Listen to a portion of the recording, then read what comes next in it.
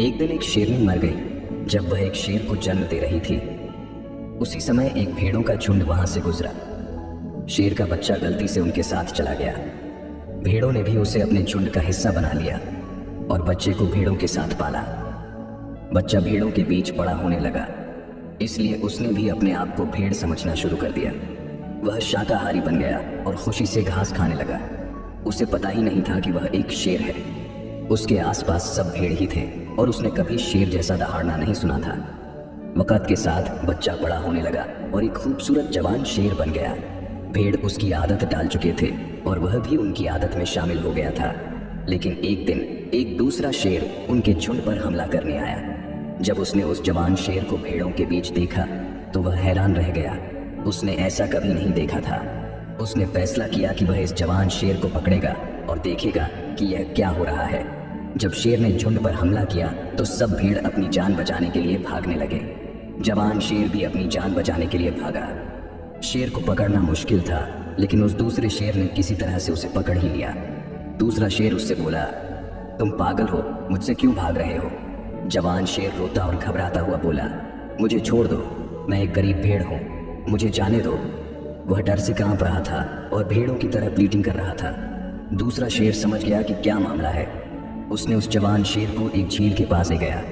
जवान शेर डर के मारे जाना नहीं चाहता था, लेकिन दूसरे शेर ने उसे जबरदस्ती झील के पास ले गया। झील शांत थी और एक आईने की तरह चमक रही थी। दूसरा शेर ने उस जवान शेर को पानी में देखने के लिए मजबूर किया। उसने कहा, मेरी शक्ल देखो और अपनी शक्ल देखो, मेरी बॉडी देखो और अपनी बॉडी देखो।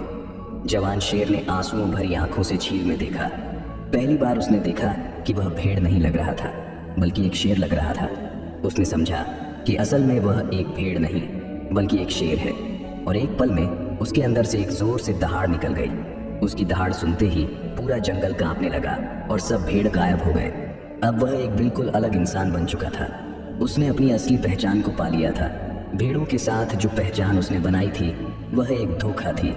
अब उसने असलियत देख ली थी। जवान शेर को एक अजीब सी ताकत महसूस होने लगी जो उसने कभी पहले नहीं महसूस की थी, जैसे वह ताकत उसके अंदर कहीं सोती हुई थी।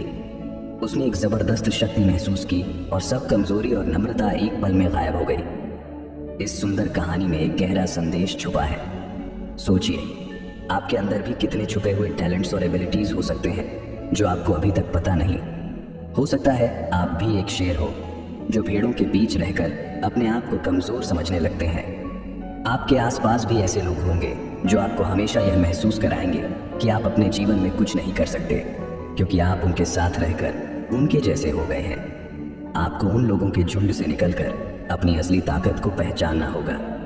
और जिस दिन आपने अपनी असली शक्ति को पहचान लिया, उस दिन आपको कोई रोक नहीं सकता सफलता की राह पर बढ़ने से। ये कहानी आपको कैसी लगी कमेंट बॉक्स में बताएं और अपने दोस्तों को साथ शेयर करें। धन्यवाद।